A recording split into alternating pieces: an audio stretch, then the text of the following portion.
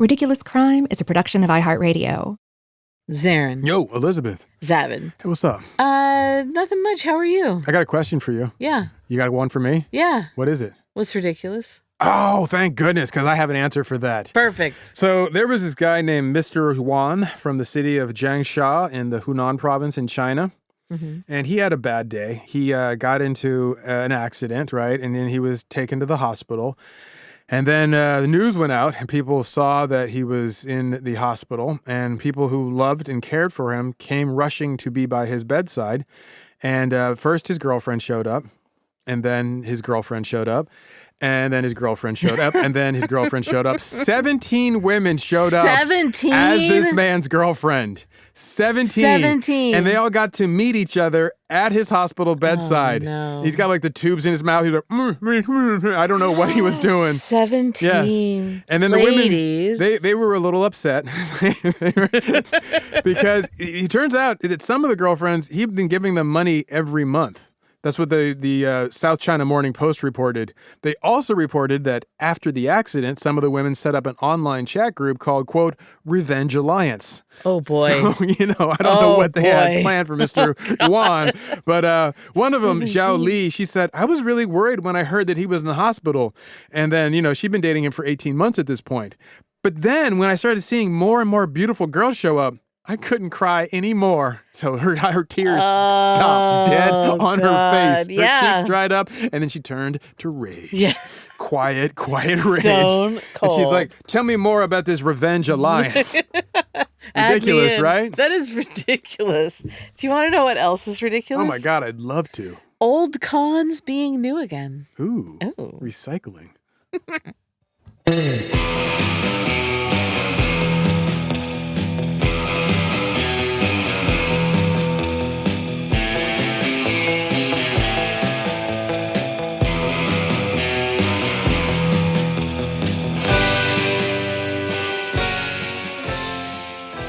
This is Ridiculous Crime, a podcast about absurd and outrageous capers, heists, and cons. It's always 99% murder-free and 100% ridiculous. You damn right. That's right. We've talked about a particular con that's been pulled innumerable times. Mm-hmm. Pretending to be a rich person who's just momentarily down on their luck and about to come into a huge inheritance. Totally. Very popular con. That story. Mm-hmm. Like the refrain from that Anne Sexton poem, Cinderella. That story. Just like that, Just Elizabeth. like that. Well, this was in my head. So anyway. I get it. I know how your head works. That story. We've talked about having some sort of continental accent and how it makes it easier to pull one over on Americans. Yes, totally. And we've talked about how some Americans like to have some sense of adjacency to mysterious, wealthy Europeans. Mm-hmm. Who live a life they could never. Yes. Well, because we don't really know a whole lot about European history and nobility and wealth over Generally, here. yeah. It's just like this mysterious mist of intrigue and gold leaf. Totally. You're like, oh, I'm the Baroness of such and such. And for I'm the Viscount of this. Yeah, and you're like, that's amazing. Some people are just, that's super appealing. Mm-hmm. And I think we've talked about how some of the cons discussed here were far easier to pull off in the analog era. Yes. As opposed to now. Yes. So like, digital footprints, instant verification, and just Google make pulling the wool a lot harder. Facial now. recognition software. Yes, exactly. But that's not true for everyone, Zaron. Why is that, Elizabeth? There are still superstars of scamming. Ooh. The demigods who can't be held back. Two-factor verification be damned. The all-timers, the ones who just have that je ne sais quoi that allows them to get away with incredible lies and deceit. I love that. I don't know what. Right? I don't know what it is. Yeah. So a lot of times when I'm reading about these cons, I try to imagine myself in that situation pulling it off. Pulling it off? Yeah, and I just can't. Not having it being pulled off against you, but pulling it off. Yeah, I don't have that quality. Like, I don't enter a room with that confidence and convincing manner. You don't think so? No, I know so. Okay. I think you could do it. Oh, I do have a bit of overconfidence, but only because I don't really care. Like, I'm not worried about, like, I'm not that I'm like, oh, I'm so fearless, but I hear people say things. I'm like, I've never thought about that. Oh, yeah, and I am just... They're like, oh, I question this, I question that. I imagine them seeing me this way. I'm like, that's a lot of work I'm not doing. 31 flavors of worry. There's I don't always have anxiety. some sort of I don't worry have worry. going. Yeah. I just try not to be offensive. I try not to hurt people's feelings. I'm at the other end. I'm like, Zaron, be kind. You could convince people if you wanted to, and you're very confident. Also, I was raised by con artists, so Well, I do know there's that. And I was that. like, oh, yeah, Pop, tell me another I have one. someone else for you today Please. who has that confidence. How? Who has that convincing manner. Someone who should be in our con artist Hall of Fame, Hall of I think. Famer. Wow. Who is it, Zaron? Great question, Elizabeth. Thank you, Elizabeth. She pulled the kind of scams that people were doing in the 1800s when documentation and communication were limited as compared to today. She's also amazingly lazy at crafting a backstory. Like, I'm already loving so this. Good. We usually see lazy con artists. artist Oh yeah, is we great. usually see con artists who pull the I'm coming into some money thing. Like they reference an exotic or obscure or like super wealthy sounding relative who will be the benefactor. And maybe they have a letter with a big seal on it. Right. This girl just kept it breezy and loose. Oh, really? Generalizations. She's like, you know how it was we were like choose your own adventure when it came to her origin story. So today I want to tell you about a woman known as the Soho Grifter. The Soho which Grifter. Sounds grisly. It does. Like it sounds like a 1%. Sounds like murder's involved, yeah. Yeah, no, it's not. She was a society darling, kind of. Ooh, do I know a society darling that no one knew was a darling. Oh. The darling people didn't really know, but were willing to spot some cash. Ah, like Ron Darling's daughter. Anna Sorokin. Anna, do not know that one. She's born in Russia near Moscow in 1991. Okay. So that's the year the Soviet Union formally collapsed. Yeah, totally. Yeltsin what years. A time to be there. Totally. I mean, come on now. Yeah. Everything's new a again. Newborn baby. And you're a baby. You're a tiny little baby. Born into chaos. So tender and mild. We hear accounts of what it was like following the collapse in all like the various former republics. Black market trade, implosion of the currency, struggle, unrest. All the factories being seized by the wealthy. Yeah, but I'm not really wealthy. particularly familiar with what day-to-day like was in Russia then. There's like, they have the huge economic collapse, subsequent rise of the Russian oligarchs. Yeah, a lot of crime. But for someone like Anna's family, Anna, I don't know what the day-to-day was like. But either way, they skedaddled. They got out, headed to Germany. In 2007, when she was 16 years old, her family moved to this little town by Cologne, working class place. All right. Her dad got a gig as a truck driver, and then he worked his way up to being an executive in the business. Wow, look at him. Yeah, and then he opened an HVAC business that specialized in energy-efficient products, which, there's always money in that, let me tell you. Yeah, totally. So Anna was a normal high school student, quiet, unassuming. You weren't talking about her grades. You meant just in general. In general. Really having a tough time learning German. Okay. Like it was not coming easy to her. That would be me. Like I'm not smart enough to learn German. It's the only language she's doing school in, though, right? Oh, yeah, no. It's like immersion. And she's like, she's lazy. And I speak love Russian it. at home. I love it.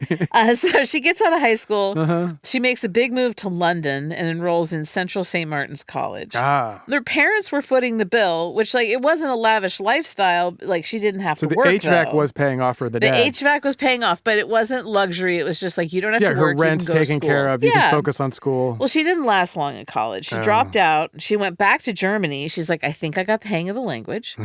And she got an internship at a PR firm in Berlin. All right. And from there, that's around 2013 or so, she moved to Paris. And she got an internship there at Purple, quote, a European scenester magazine. Oh, no. Not the mattress company. Yes, of course. A European scenester magazine. We just cover the soak scene. that up. Yeah. New job, new Anna, right? New her. She decided to rebrand herself as Anna Delvey. Delvey.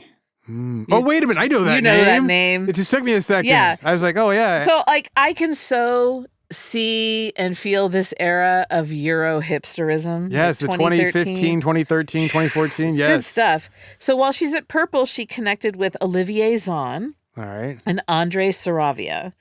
And Olivier Zahn is not to be confused with Oliver Zahn, the astrophysicist and data scientist. Or Steven Zahn, the actor. And No. But see, the Oliver Zahn, that's the confusion that I had when I went to look him up. I was like, she's chilling with this astrophysicist? That doesn't make sense at all. No, Olivier. Olivier and Andre are Euro hipsters and social big dogs in the whole New York to Paris to London and back pipeline. The scenester pipeline, yeah. Yes. Andrei Saravia is the graffiti artist known as Monsieur Andre. Oh, really? And Monsieur which, Andre. does our hair and makeup. Yes. Did not know. He's never talked about that. Or just Andre. Yeah. He's known for Mr. A. That's a tag that's sort of a stick figure with a top hat that he painted across 6 continents. Sorry, Antarctica. Let me show you. This is sounding familiar. The stick figure with the A. You're going to, as the soon top as you hat. see it, as I find, like, because I have problems with this laptop. There you go. Oh, yeah. Yeah, Definitely know we'll put that up on Instagram. Okay. But if you're curious and you don't if you're not on the Instagram. I'll give him this. It's iconic. Yeah, just look up Mr. A graffiti and it'll all come together now. Mm-hmm. So his work has been in museums. It was in that movie Exit Through the Gift Shop. Really? Yep. He's like that kind of graffiti. Yeah, artist. he's like Mr. Brainwash. Yeah. He also owns restaurants. Uh-huh. He owns a nightclub called Le Baron. Of course he does. And he owns a hotel chain. The Baron. Hotel Amour. Of Hotel Love. Yeah. This guy is So, great. yeah, I know it's they all sound better in French, but that's why I'm Oh my God, translating yeah. them. Like, I own Hotel Love. You're like, great. Sure you do, buddy. He designed a lot of luxury goods for the likes of Louis Vuitton, Apple, Chanel, He designed luxury Levi's, goods. yeah, Wow. Tiffany, Nike, Off-White, Converse. And to give you a sense... He didn't work with Supreme? I mean, like, I know. That's missing on there. I want to give you a sense of who he really is. please. In 2015, he got busted for vandalizing a boulder in Joshua Tree National Park here in California Okay. with his graffiti. He put his, okay. He posted photos of it all on Instagram, and like the nature set was pissed. I bet. So the website Modern Hiker and like the Legion of Readers, they rose up and worked with the National Park Service to track him down. Really? Yeah, like fill up your Nalgene bottles, tires up on the Subies in 20, like we're out to catch the defiler. So he was eventually convicted of it. But before that, he tried to sue the reporters out of making it public. Like, How does that sorry, work? dude, it doesn't work that way. He's like, I'll sue you. Yeah. Yeah. So Anna, she's hanging out with these types, right? And through them, she was able to hang out with the people that they were hanging out with. The whole C and B scene The thing. scenester hangers on. Oh, completely. So she's flitting around the European social scene, becoming a presence, and then she found herself in New York, the Hamptons. Very on Oh, yeah. brand. There's a lot of wealthy people there, Yeah, Elizabeth. she was there. That's what I've heard. She was there ostensibly for Fashion Week, but then she figured she'd just stay because Fashion Week it felt right. in the Hamptons or in New York? I guess. I hope New York. I hope New York. Yeah, The Hamptons Fashion Week has got to be is rough. dismal. The Ina Garten collection, which, like, hello, You would love I it, would yeah. wear that. I mean, you would be all the way front row, Elizabeth. It's like all the new Dansko Yeah, clogs. all the best dance shoes. So- Those, like garden shoes. So she goes there. She's in the Hamptons. She loves it. Purple had offices in New York City, Naturally. and it was I'm doable. sure. I'm imagining Brooklyn. Of course. And I mean, if you want to stay in that job, it's doable, but she didn't, so it wasn't. Okay. So there's this guy, Tommy Saleh. He was in that scene, and he still has that like jet-setting Insta account to support it. Okay. He told New To York... this day, you're To saying? this day. Wow. No, you open it up. There used to be that photo thing called We Heart It. Okay. I don't know if you ever knew I that. It don't was like know. supposed to be like social media where you'd share photos, but like you couldn't leave comments. You could It was just- very you strange. could It just was vote, like up. Tumblr. Yes, I like It was this. like, I'll add that to my collection. Everything was very Ah. like aesthetic. Okay. When we I'm putting this on my mood board. when it became aesthetic became a descriptor of something rather Yes. than an aesthetic. Anyway, so this dude Tommy, he tells New York Magazine's The Cut, quote, "She was at all the best parties, one of the 200 or so people you see everywhere. She introduced herself. She's a sweet girl, very polite. Then we're just hanging out with my friends all of a sudden." So this becomes a theme. Like the Interesting. Fabulous set, see her at all their fabulous events and gatherings. So she must be of the new Yeah, 200. and pretty soon she's just a fixture. She's like the lint on the back of like some black knit trousers doing a ride along. It's like you don't really realize she's there. Then maybe you make an attempt to brush the lint away with your hand when you see it out of the Can't get corner rid of of your this eye. Klingon. But you're busy doing other things and the lint remains. yeah. Exactly. And you're rich and wealthy, actually. What do so, you care? Yeah. So she's everywhere someone hip and cool and rich would be. And she looks and acts the part. So like that part. What And was, she's got the accent. Zaron, what was her story? What was her story, Elizabeth? Thank you for asking, Elizabeth. She told people she was a German heiress. A German, right? Because she's got that fake Yeah, German now accent. her German was pretty bad though. Yeah. Like she still hadn't Still never got a hold of the language. Never got a grasp on Yeah, it. it's a tough so it's one. like I go around telling people I'm a French heiress. They'd be like, start talking, I'd be like, oh, I'm sorry. May we? I'm still practicing my English. Let's keep it in that. Let's stay. So anyway, who's to judge is what I'm trying to say. Honestly, in that social circle, there are people with sort of mysterious backgrounds and hazy sources of wealth. Definitely. Or they don't want to talk about it because they are so wealthy. And that's what they act like. They're if you knew, you'd take advantage of me. A dear friend of mine was in that sort of like trust fund, fabulously wealthy and hip global travelers world for a little while. So I heard a lot of stories and I witnessed some of it for myself. And sister, it's a weird world. Oh, well, I believe you. They're like random, quote, Europeans all over. Like Always. People with vague titles and estates in foreign lands. No one has a day job. Yeah, from here to Dubai, this is true. It is weird and it is fascinating. So at this time, so we're talking like 2014 to 2015, she becomes a fixture in the New York social scene. One of the super rich folks that she was hanging out with was Michael Zhufu Huang, a filthy rich socialite. Okay. Art collector. That's a great day job. Yeah, I was just about to say, how do you get that day job? Yeah, I collect art. I collect art. So he noticed that at parties, like she knew pretty much everyone, but no one really knew her. And it was more that like she knew who they were.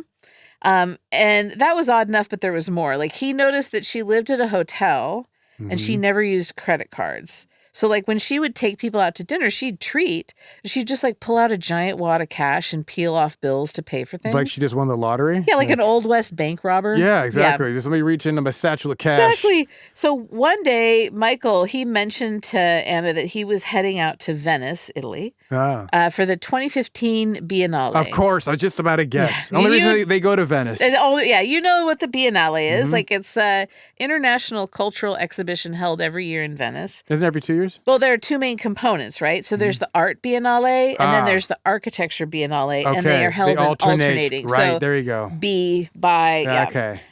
So then there are four other parts. There's the music, theater, the Venice Film Festival, the dance. And it's this cool and wealthy place to see and be seen. Like, you're going to pull up in like those glossy teak boats. Oh, sunglasses, scarves. Yes, just looking like Paul amazing. Newman, right? Moisturized. Yes, yeah, exactly. I got you. So that's where Michael was going, and that's where Anna wanted to go. So I bet she did. She told him, like, oh, you know what? I'm going too, but I just need some help with logistics. So she talked... I'm studying her ways. Totally. She talked him into hooking her up with hotel reservations and flights to and from. Wait, hooking her up with flights too? Yeah, she's like, oh, I'll get you back, no problem. I just need you to put it together for me. Yeah, I've got my satchel of cash. And then, she'd pull out the old bag of cash, and he thought that was fine. He's like, whatever. That's just how it works with these people, right? So, they jet around and they stay at each other's grand estates and villas. Like I was just at Lake Como staying at such and such's house. And they take each other these lavish dinners or spas or nights out. It all like evens out over time. I'm sure it does. Like it Have your balances people out. call my people. Yeah, and they know, okay, you're good for it and you'll repay in cash or in kind at some point. And I'll see you at the next Eyes Wide Shut party. Totally. And some of the expenses that you and I would gulp at are like basically chump change. Yes, that I have seen. Yeah, so my like time a dinner, in LA, I did see that. Yeah. I was like, I could buy a car with that. And you just signed it and didn't even look. Yeah, exactly. And you're like, okay, well, that's not a big deal for you. So when they get to Venice, and she was his shadow, she went to every event with him, but she was never like, oh, come to this event with me. Huh. She didn't seem to be invited to anything. And then it became clear that like she didn't have any invitations. Yeah. And then she ghosted him when they got back. Radio silence for 18 months. Just to make her seem more interesting? Yeah. And one day he gets an invitation to her birthday party. Her birthday party? Her birthday party. I cannot wait to hear what this is. Well, it was at this like very chic and happening restaurant in the Lower East Side in New York. Of course, there it is. He gets to the party, he looks around, he recognizes tons of people from like the money world, venture capitalists, financiers, real estate moguls. Like other art collectors. These are his people, right? Yes, So he's mingling. And as he's talking to everyone, he kind of puts together that no one there really knows her. Like they weren't friends. They had all been invited to the shindig by her PR person. And so he left the party. He's like, this is all a little This is mad sus. But Zaron, it got weirder. Weirder. Let's take a break here. When we come back, more hinky stuff. Yes.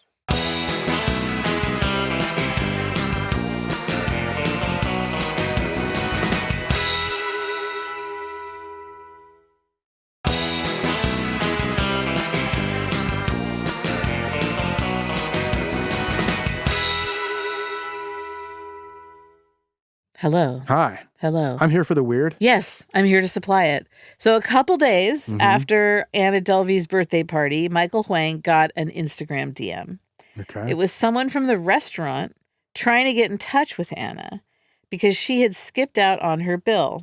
A succulent Chinese meal, perhaps. She'd forgotten her satchel of cash. And she had given them a fake phone number and a fake credit card number for the deposit. Ooh. Yeah. So Michael's like, I can't help you. I had nothing to do with the party, with her. He later told ArtNet that he thought to himself, quote, oh, she's definitely not legitimate, or else she's having financial problems. I like that. Those are his two options. Those are two, but you know what? She may be a temporarily embarrassed millionaire. Either way, bad news. Yeah. So seeing that she wasn't someone to be relied upon, he reached out to her and was like, hey, remember how I loaned you all that money for the Venice trip? Can you pay me back? And she stalled, but she eventually paid him. What? But the payment came from a Venmo account in someone else's name. So she conned someone else to paying her bills? And as soon as that Venmo hit, he blocked her, deleted her everywhere he could. He was like, done, washed his hands. But others weren't. Others weren't done. I bet not. And she seems totally unbothered by this. Like, there was a slight buzz where people in that social set wondered about the source of her funds. Like, was she the child of a Russian oligarch who used being German as a cover and her money's like tied up in sanctions? Sure. Did she come from a German art collector family with money, like the type grown from ill-gotten gains during the war? Oh. No one knew, but they loved to speculate. I bet they did. And so in the meantime... It's like a hobby for this crowd. Oh, yeah. And then there's Anna, like swanning around with gobs of cash, like skipping out on tabs, mooching off people she convinced were friends. But she has to know that there's this whisper campaign, right? Or sense it. And yet she's just flagrantly cruising in. Unbothered. I couldn't do that. Yeah, she's well beyond anything I could take care of. But yeah, she so she goes beyond being just a fixture at events and then starts to actually get to know these folks. Okay. Like, she sunk her claws in successfully. And she had to act the part, like, more than just being mysterious and cash heavy. Like, now she had to have, like, she had to be doing something. Yeah, she had to, like, be like, I'm doing Damien Hirst's next exhibit or something. Oh, funny you should mention that. Really? So she told people she wanted to open a, quote, dynamic visual arts center dedicated to contemporary art. Of course. And it's not just a gallery, it's a cause. She wanted it to be called the Anna Delvey Foundation. It's a great place to launder money. So. Well, except it wasn't really a foundation or a charity. What? No. I'm shocked. It was going to be a members-only club like Soho House. Oh, my Lord. So it wasn't even like, pretend it's a charity. Yeah. It's just she's going to call a social club the foundation. So they would have like restaurants and art studios and gallery spaces. Zaron, there was going to be a juice bar. Of course. You got to have a juice bar. She also said that this like cool girl club that she's starting would have pop-up shops curated by famous artists and exhibitions like, from people like Damien Hirst. Really? Tracy Emin. Oh, my goodness. Jeff Koons. Of course. Like, basically, she looked at the Saatchi gallery catalog and was like, round them up and bring them up. Yeah. Oh, and Christo, the artist. Who covers the sides of things with his tarps. Famous for swathing things in enormous amounts of fabric. He was going to wrap the building for the opening party. Oh, my Like, big stuff. And a juice bar. Maybe he should wrap the juice bar. So, in order to get this rolling, she needed a wealthy anchor for the project. So she cozied up to Gabriel Calatrava. I don't know this. He came from a really rich real estate family. Did he date Lindsay Lohan at some point? Probably. Okay. So from Gabriel, she was able to get to his brother and all of his connections because he was like the real big real estate guy. And then they all got to work crafting a business plan for this thing. Where would it be located? Please, where, That's Elizabeth? A good question Where would to it be located? Church Missions House in Gramercy Park. Naturally. Why did I even ask? How big would it be? How big would it be, Elizabeth? A whopping 45,000 square feet. That's big. Yeah. That's soundstage big. That's like Costco. Yeah. How much would this cost, Zaron? How much, Elizabeth, would this cost? Thank you, Elizabeth. Somewhere in the neighborhood of $30 to $40 million. Whoa. Yeah. Anna heard the number and just like shrugged. She's like, easy, that's nothing. Let's do this. See, like she had the money is what she was saying. So she's like going around telling anyone who would listen that when she turned 25, 40 million, which would happen soon, that she'd be coming into an obscenely huge trust fund. Of course. That story. A tale as old as crime. So pro tip, never trust anyone who says they're about to come into a lot of money. No, unless somebody who's giving them the money tells you that too, then you can see their bank statements. But even so, if they are, that's their business. Of course. But even that, I know you're like I am, Zaron. Things don't happen until they happen. I don't believe in anything until it happens. Yeah, so you can talk all you want about something that's expected to go down, but it's not real until it is finalized. I believe in probabilities. Yes. So, no, scammer, I will not loan you millions of dollars while you wait for your supposed inheritance to come through. Good rule of thumb. And even when it does, I won't loan you the money because I don't have that kind of money. That's how I stay out of trouble, by being broke. So much. I don't even have 30 to 40 million pennies, so don't talk to me.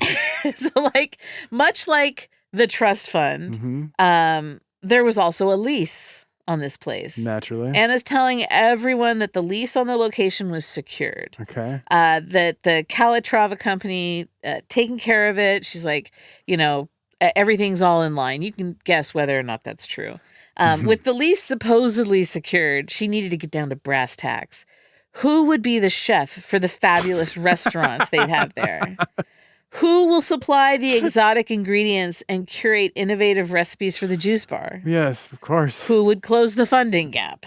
So she said, look, I got $25 million on it, but I need to match that in order to make this a reality. I need another 5 to 15 mil. Yeah. Just nothing much. And the wealthy people she approached were like, good luck with that. Oh, good for them. Wow, I love that for you, but that's not part of my journey. Yeah. And so she's, again, undeterred. That's like her perpetual state. So excuse me, I've got to go take a sound bath. God.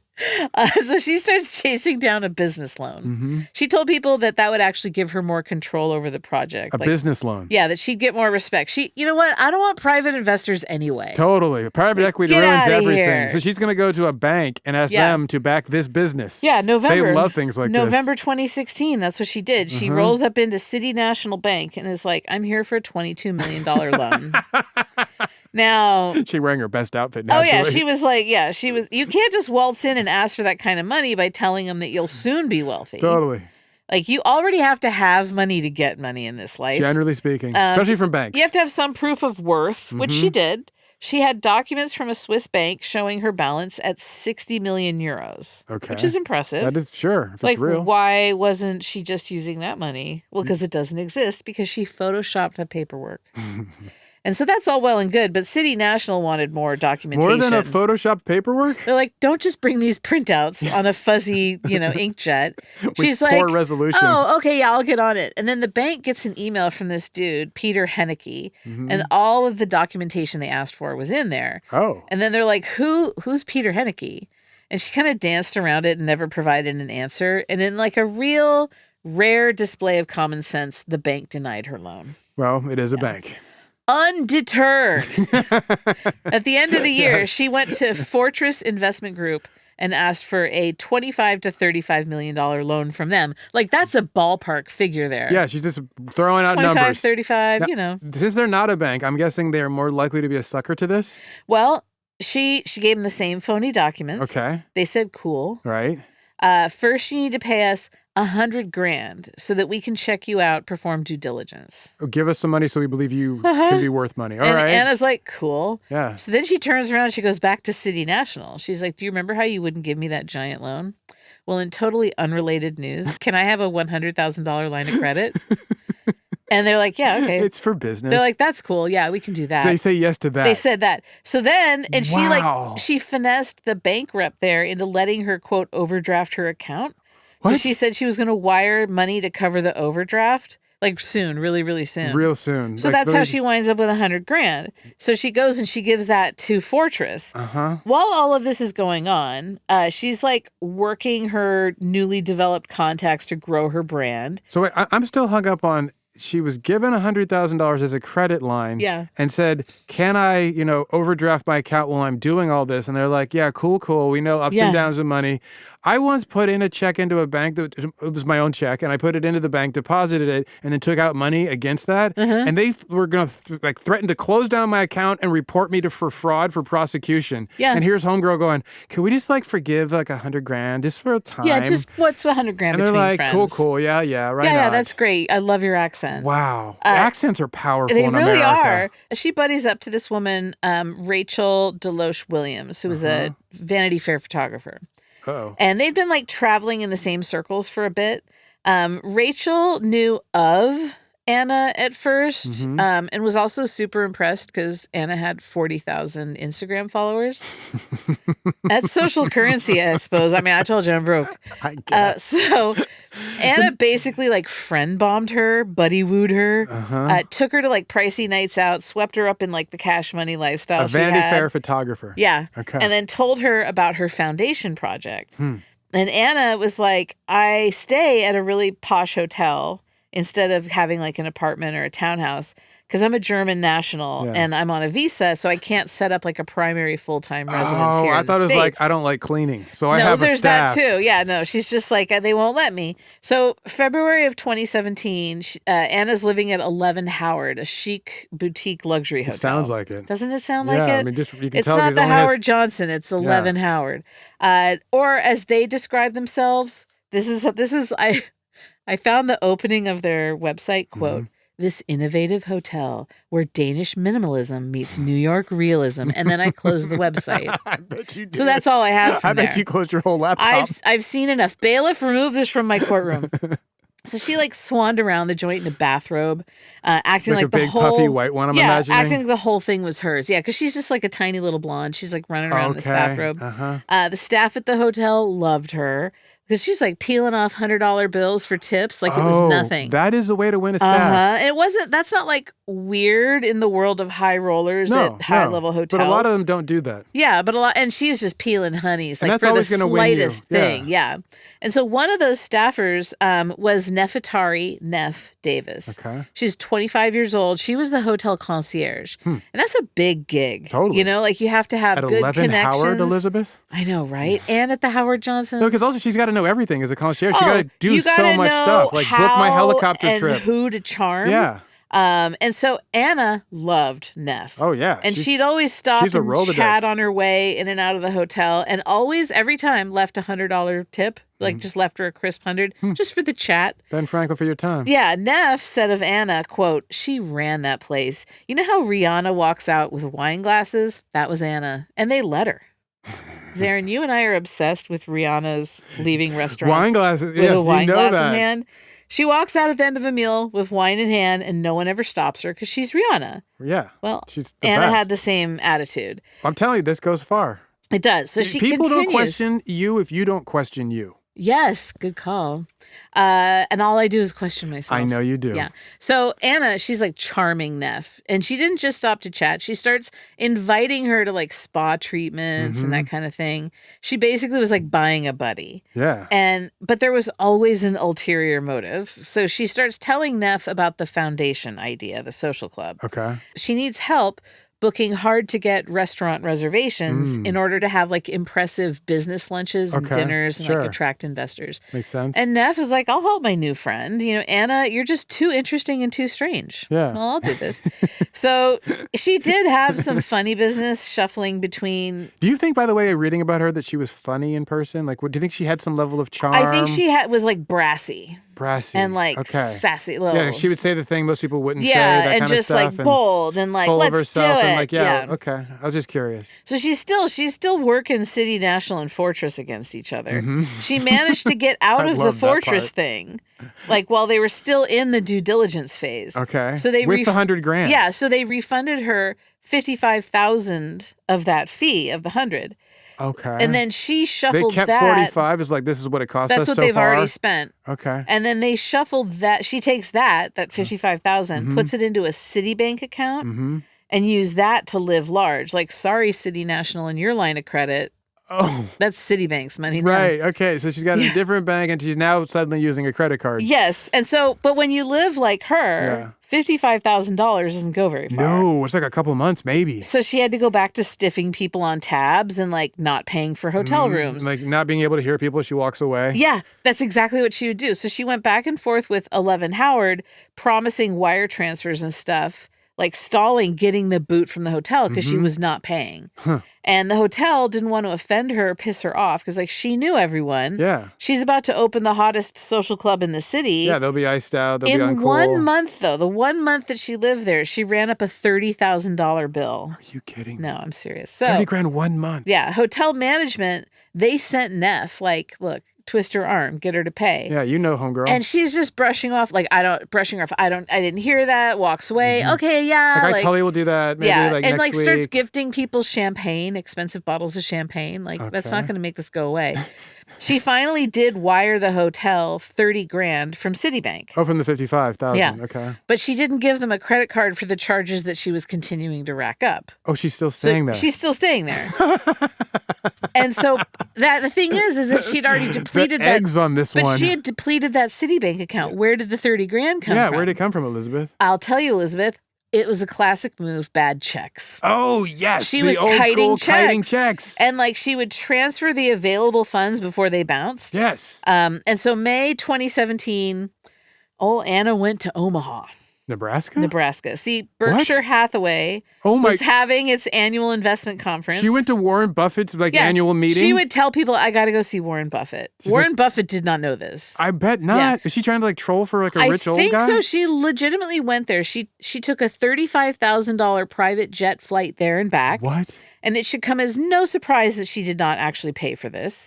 More promises of wire transfers. I feel like if I tried this, they wouldn't let the jet get off the ground without the money in hand. Most of the time, the rest of us cannot do this. I'm surprised she's not pulling my daddy's a Russian oligarch to put a little fear in there. Exactly. So back in New York, there were developments. 11 Howard was like, we got to get paid. Yeah.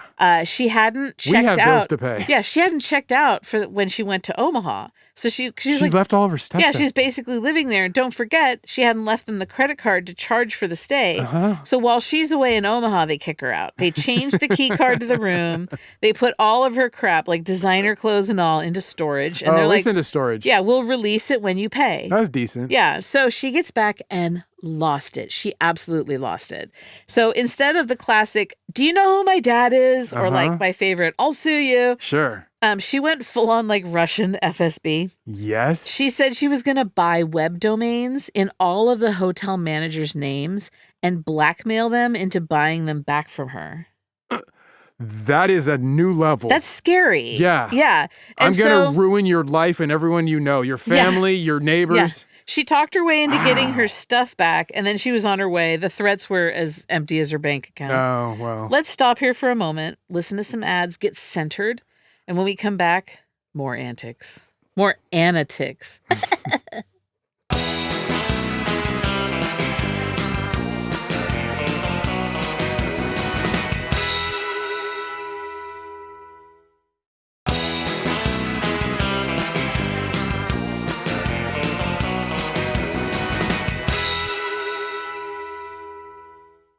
Zaron. I'm still tripping about the FSB threats. I thought about that the entire break. She should have been leaning on that. I would have opened with that kind of stuff. Yeah, I knew the Russian oligarch fear would come in somehow, and then she far exceeded what I imagined. But it was more just like the technique of it. She never really mentioned that, and apparently she learned that angle to say, I'm going to buy the domains and I'm going to make it your life hell with it from Martin Shkreli. Wait. The guy who's did all of the raised insulin prices, owns the one Wu-Tang album, and went to prison because he was from they fraud. knew each other in social circles. Of course. He taught her that. Anyway. Wow. Yeah. So Anna That Delvey, was one of his business moves, I imagine. Yeah, I think so. Anna Sorokin. Just absolutely scrupulous. Exactly. So she's booted out of her posh hotel gigs. Where do you go?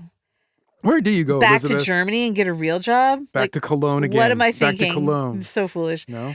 No. She reached out to that Vanity Fair photographer, Rachel Williams. Right.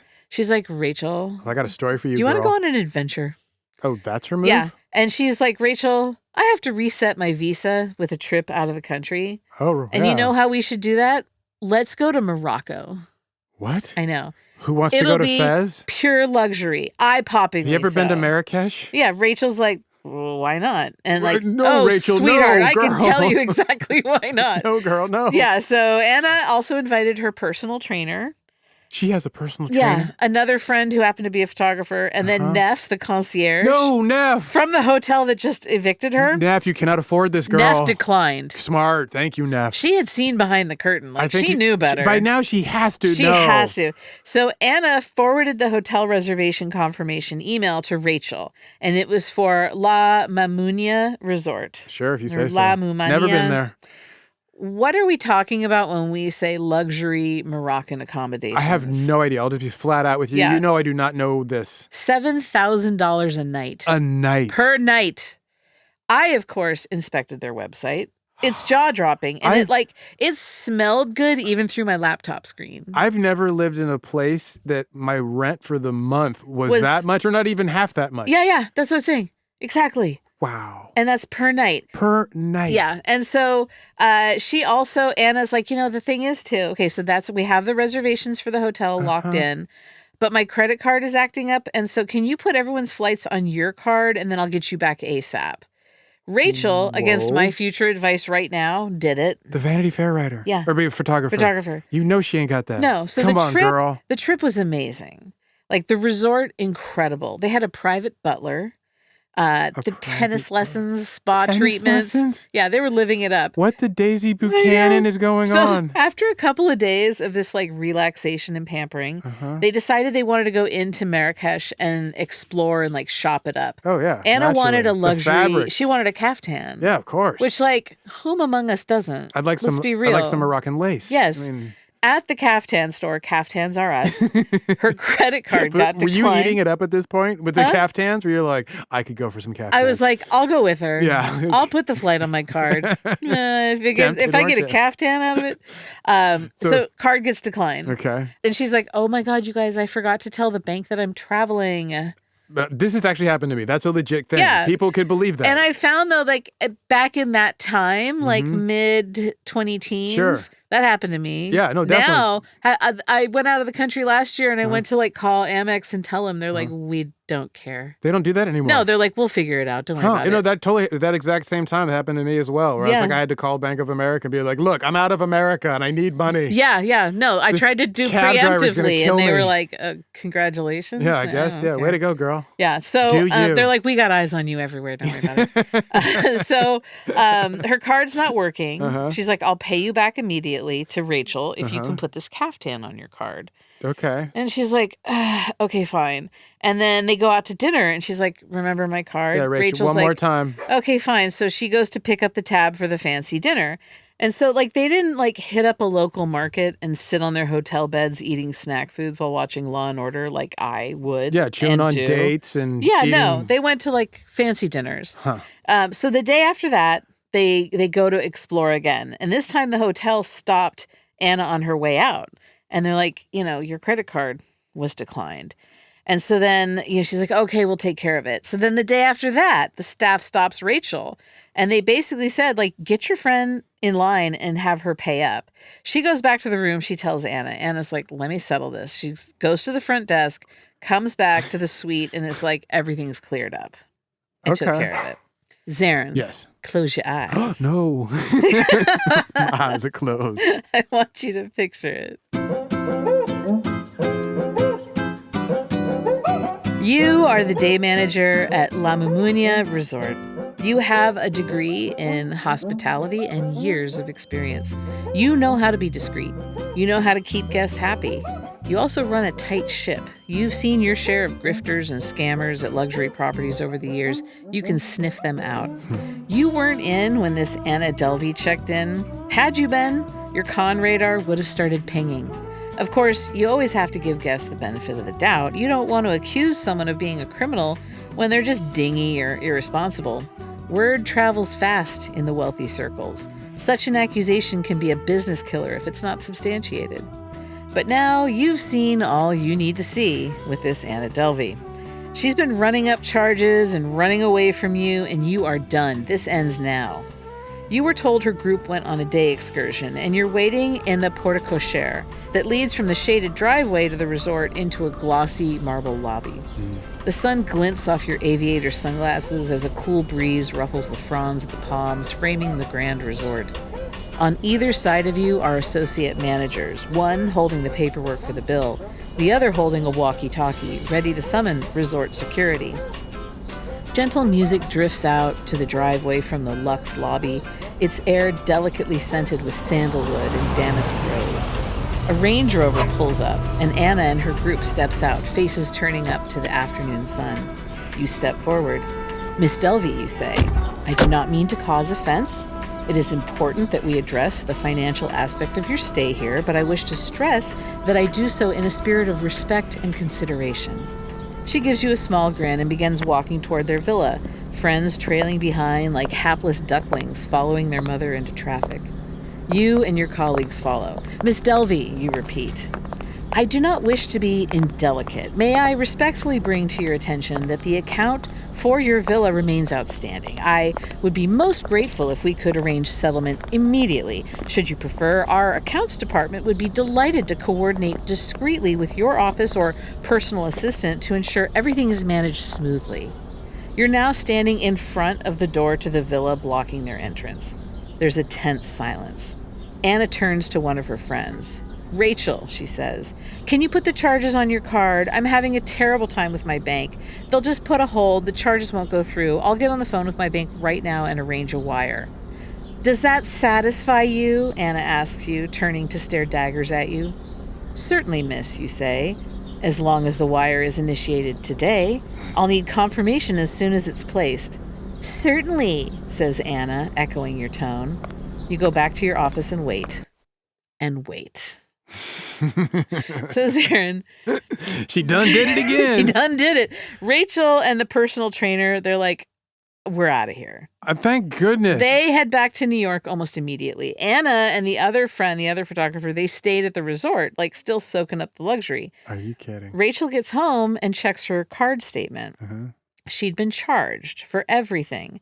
$70,000. That's more than she made in a year. Oh, poor Rachel. 70,000. So I'm assuming that's like an Amex if she was able to run it up like that. Yeah, exactly. Oh, God, girl. So Anna texts Rachel and is like, I'm going to, wire the funds to you immediately, but we've all heard that one before. Then Anna gets back to the States and just avoids Rachel. No. And other people that she'd asked to front funds for are also, they're starting to call in their loans. Like the pressure is building. Anna got a room at a new hotel, the Beekman. 20 days into her stay, she still hadn't paid. So they gave her the boot. Then she goes to the W, and she only got like a night or so in there before she's kicked out for non-payment. They're used to people like that. Yeah, like it's more corporate where they're like, no, seriously, we will not give you the key without a card. She starts like dining and dashing at like high-end, like the restaurant at La Parker Meridian. Yes, I was just about to take a joke about that one. It's one of the few nice restaurants I know. Yeah, she jumped on her bill there. Oh, wow. And Rachel, she's still trying to chase down that $70,000. And like, she can't just write that one off like some art collector guy. So she starts investigating. She's snooping around into exactly who is Anna? How can I get my money back? And the thing about La Parker Meridian, they filed charges. Good. I'm glad someone's like, let's bring in some authorities here. Yes. So Rachel, she's trying to chase down the $70,000. She can't just write it off. She's investigating. She's snooping around. She's a young journalist. Well, she's a photographer. Yeah, that's what I'm saying. But like, who is Anna? How do I get my money back? July 31st, 2017. A story called, quote, "Wannabe Socialite Busted for Skipping Out on Pricey Hotel Bills" was published in the New York Post. And now everyone knew. Now, did she go to people she knew, like other journalists? Because thinking if she's a Vanity Fair photographer, at this point, not she yet. should make this a story. Yeah, at this point, not yet. And so Anna, she's like trying to squash it. She's telling all the people she knows, like, oh, it's false, So New York Post just got whiff of a good story and ran with it. Okay. And so I'm guessing they got, intel from like the hotels, Ah, okay. The concierge. Maybe Neff probably whispered. Yeah. So with the article out, Rachel is like, I'm taking action. She goes to the cops to report Anna. Cops don't care. I know it. Yeah. New York PD, they're like, New we York got City other... cops, like the Strokes saying. So they're like, this is a civil matter. And like, go to small claims. 70,000 is way beyond the cap. She's passed. Yeah. So Rachel. We're well into grand theft or grand larceny, right? Yeah. Well, Rachel and the others on the trip, they confronted Anna about her scams. Anna never broke. Like, she's like, I did not con you. If anything, I'm the victim. These banks, my God, what they're doing to me. The 1%, they're dividing us. Yes, exactly. So Rachel, she'd really had enough. So she reached out to the New York County District Attorney's Office. Okay. She's like, dudes, I want to report a con artist. Yeah. And they're like, dude, I hear you. and we already know about it. Oh. Because they already had her in their sights. From the hotels? Kiting checks everywhere. Ah, right. And now she's on the move. Yeah. She's headed out to California. Of course. So on the way out of town, she hired criminal defense attorney Todd Spodek. She hired an attorney? Yeah. She wanted him to make the hotel bill skip charges go away. Because they were all misdemeanors. And so she didn't show up in court for those. She had her lawyer tell the judge that she was off to rehab in L.A. Oh, no. And those charges were just the tip of the iceberg, though. Yeah. So Rachel, while this is going on, Rachel's out there testifying to the grand jury about everything she knows. And as a result, Anna gets formally indicted and charged with attempted grand larceny in the first degree, Class C felony. There's 2 counts. 3 counts of grand larceny in the second degree, another felony. 1 count of grand larceny in the third degree felony. 1 count of theft of services, which was a misdemeanor. As Heath Ledger's Joker once said, rack 'em up, rack 'em up, rack 'em up. Exactly. So Anna, she's still in California, but that doesn't matter. Is she like at Passages in Malibu? Yeah. Oh, she Lord. really was. The arm of the law, she is long. October 3rd, 2017, she's at Passages Malibu. She gets arrested out in front. Famous rehab facility. It's so many people get busted there. Like the arrest count in front, like on the Citizen app, it's just one after another. I once knew a guy I worked with as a house painter who was very attractive. He was a male model. He had this older lady, like we were at the time, she was like probably middle age, like maybe early 40s, late 30s, but whatever. She was like running for her husband and like promising him all this money and she asked him to bust her out of Passages. She got arrested out in front. God bless. You're not anyone until you're arrested in front of Passages.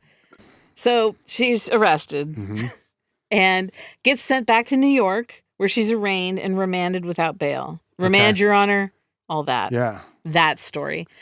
So then the New York Post piece had kicked off like a media firestorm. I bet. New York Magazine was like, what's up? We got to get in on this one. Yeah. They published an in-depth profile and jailhouse interview with her. What? The DA's office, meanwhile, was like, I'll give you a plea deal. You can serve 3 to 9 years. For everything you've done. She's like, no. Big nope. Looks like we got ourselves an old-fashioned trial. And so she went to court March 2019. Okay. Press eating it up. She turned up every day at the courthouse in like crazy designer duds. I'm sure like the Cuts running a coverage of all this. Yeah. Well, there was an Instagram account that detailed her like vicious looks. Anna Delvey court looks. Oh my goodness. Was the account.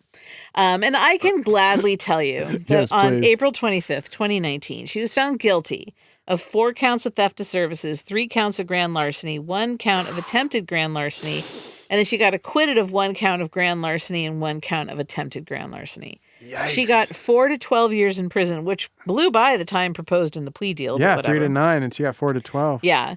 Rachel wrote an article for Vanity Fair. Oh, good for her. Which then led to a book called My Friend Anna, The True Story of a Fake Heiress. I'm sure that's been optioned for a movie. By Lena Dunham. Oh, no less. Yeah. But nothing's happened with it. But good for Rachel. I mean, someone's got to get a book deal out of this. I'm just hoping Rachel gets paid and she got paid. That's so what I'm I happy want. for That's her. what I want. Anna made parole in 2021. But then not too long after, she got nabbed by ICE. Are you kidding me? No, that was back when they wore uniforms and drove official vehicles, though. I'm sorry. I don't mean to laugh at someone getting busted by ICE. It was a different... That meant something different in 2021. Oh, wow. It was like she'd overstayed her visa. So they sent her off to an ICE facility. She was one of ICE's early victims. Yeah, she was. Somehow, at the same time, she managed to sell her story to Netflix for $320,000. So she got busted by ICE before it was cruel. Oh, that's good. Yeah. Zing. Sorry, that's for you. I know you like the puns. Thank you. So that $320,000 that got sucked up immediately for restitution and legal fees. I bet it did. Yeah. Netflix released Inventing Anna. And it was produced by Shonda Rhimes. Okay. Became Shonda a Lamb? huge hit. Yeah. And I was all set to watch it. Like, I sat down on the sofa. Got your popcorn? I cracked open a Coke Zero. Oh, right. I was ready to go. Because I thought it was a documentary. But then, like, it turns out it was a miniseries based on a true story. Oh. I don't like watching those types of things to prep to, like, tell you stories, because then they're invented details. You don't know if it's factual. Yeah, exactly. Yeah. Zaron, I'm a citizen journalist. Of course. Okay? Okay, I have standards, all right? Total K. I also don't like watching videos if I can just read the information. So there's that too. So the public loved the series. Rachel didn't. No, I bet she did not. She sued Netflix for defamation. Why not? I know. Anna, she got out of ICE detention on house arrest. Mm-hmm. And she had to wear an ankle monitor while awaiting possible deportation. Oh, right. Of course. She also was ordered to stay off social media. She's a total flight risk. Yeah, she said that the social media ban was worse than the ankle monitor. It's an addiction, people. That really speaks to our modern times. Now, a gal's got to monetize these sort of That's what things. it's saying. Yeah, they're getting away with her job. She started a podcast, No. The Anna Delvey Show. Are you kidding me? She also started filming a reality show because, of course. Who would talk to her? I don't know. Who goes on there? It was called, the show is Delvey's Dinner Club, where she was going to have people over to her apartment for, quote, intimate conversations about Anna's experience with the criminal justice system. Is it like Martin Shkreli? Her strategy to rebuild her image and plans for the future. Huh. As of September 2025, it has not been released, and there's no telling if it ever will be. Okay. Not satisfied with a podcast and a potential reality show, old gal hit network TV. No. She was on the 33rd season of Dancing with the Stars. What? I had no idea it had been on that long. Well, those aren't like normal seasons. That's like every time we make it. So it's like 3 a year, but 4 or whatever. I've never seen it. That's crazy, so, yeah, though. Remember, she Why was would still because on, I guess she has named still Cachet. on house arrest. Yeah. So, like, I she's guess got you the can, ankle monitor. Yeah, you can leave for work. She bedazzled the ankle monitor. Are you kidding me? Yeah, it had like the little sequin, like the to match her sequins outfits, and she just let her feet of fury loose. But she got eliminated in the second episode. Here's my favorite part. The Dancing with the Stars co-host, Julianne Hough. Sure. Is that how you say it? I think so. She asked her, like, what's your takeaway from your experience on the show? Yeah. And Anna just starts cracking up and goes, nothing. Wow. Kept her normal charm. Yeah. So earlier this year, she was in designer Elena Velez's New York Fashion Week runway show, still rocking the ankle monitor. Earlier this year. Because I'm guessing she's that like appealing her judgment. Immigration stuff does not apply equally to all, and I'll just leave it at that. Yeah, I'm leaving it at that. And not too long ago, like last month. I mean, don't forget, she's a convicted felon. Okay, anyway. Did she do her time? And then she's on parole. So she did her 4 years and then is on parole? Or no, she didn't even do the 4 years. She's on appeal? Yeah. Or no, not even on appeal. She's just out on parole. And then ICE picked her up because her visa's expired. And apparently, if you're her, whatever.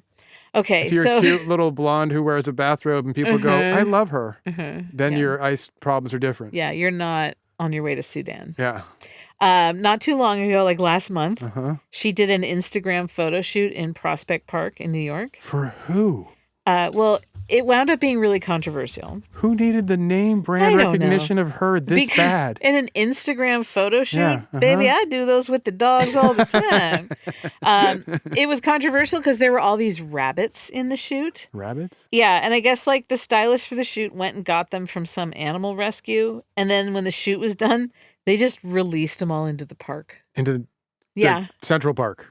Prospect Park in Booker. Yeah, okay. And then Anna just blamed everyone else. She's like, well, no, it was someone. I didn't have anything to do with that. Yeah. Naturally. Zaron, I thought bunnies are fun. What's your ridiculous takeaway? Wow. Like, I've always enjoyed being me, but the world would be like just like sideways if I had the ability of these type of criminals. Because like I was a very unscrupulous teenager. Could you imagine if I was born into the chaos of post-Soviet Russia, right? And then also had like this physicality on my side, and then my attitude of being like, I would have to work on the shameless part that she's got down. Why didn't she lean into the I'm a victim of the collapsing Soviet states? I don't think she read enough history. Maybe her family didn't really tell her enough. They go like, we're in Germany. They didn't want to bring it up anymore. That's true. They were looking forward, and she's like, oh. But she went there as like a teen, like 16 or 12 or I don't know. Anyway. What's yours, Elizabeth? What's your ridiculous takeaway? Thanks for asking, Zaron. I'm in awe. I'm disgusted. Yeah, of course. And in awe. Yeah. And it's like, I didn't have too much of a problem with her until she went after Rachel. Oh, yeah. No, I would really upset me. Who's just like she's trying Neff to make Rachel, it in that personal. world. Neff was wise. Yeah. Neff didn't get stung. But like That's Rachel is just, she's an artist basically in journalism in New York, and it's so expensive. And she's like, gets this opportunity, like, but again, if something's too good to be true, it is. Generally speaking. I need to talk back. Golly. Dave. Oh my God, did he just say that? OMG. So I just finished listening to your latest podcast, and I couldn't get past Zaron's ridiculous thing. At first I was reacting like Elizabeth. What a horrible thing to do to these people. But then I was like, where did they get the pillowcases? Where did they suddenly find pillows to disrobe? Who thought of this? Pillowcases? Why? People in pillowcases? Like, maybe sacks, but pillowcases. Thank you guys so much. Thank you for seeing That's it. Yes, right? my girl. Logistics. See, little people in pillowcases is wrong. From the opening of, what movie was that? Oh, the Pinocchio. In New York. Yeah. Like, that's the thing. Walt Disney had a thing. He's like, how about 11 Pinocchios? But what she's saying is so spot on. Totally. It's one thing to, it's so crazy. Who went and got the pillowcases? And from where did they source them? Yes, exactly. Unless we're talking about throwing Rasputin in a river, this just ain't right. Did right. they go to a nearby hotel and raid the linens? Quite possibly. That is a good question. That is a good question. I love this. That's got me thinking. That's it for today. You can find us online at ridiculouscrime.com. We won another award, Zaron. The website did? What for? Our award cabinet's getting full, by the way, but this one's actually a certificate. Oh, okay. Anyway, the website won the 48th annual Tight Butts Drive Me Nuts Pro-Am Golf Invitational at Pebble Beach. From that wrench company that turns the nuts, right? Yeah. The Tight Butts Ratchet Company. Well done. Well done, everybody. We're on YouTube at Ridiculous Crime Pod. We're on Blue Sky, Instagram. You can email us at ridiculouscrime@gmail.com and then leave a talkback on the iHeart app. Reach out.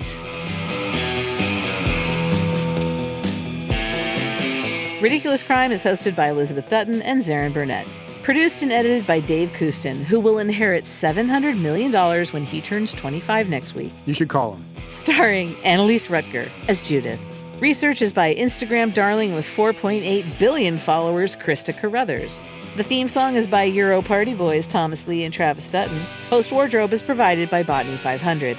Guest hair and makeup by Sparkleshot and Mr. Andre. Executive producers are New York art scene financiers, Ben Bolin and Noel Brown.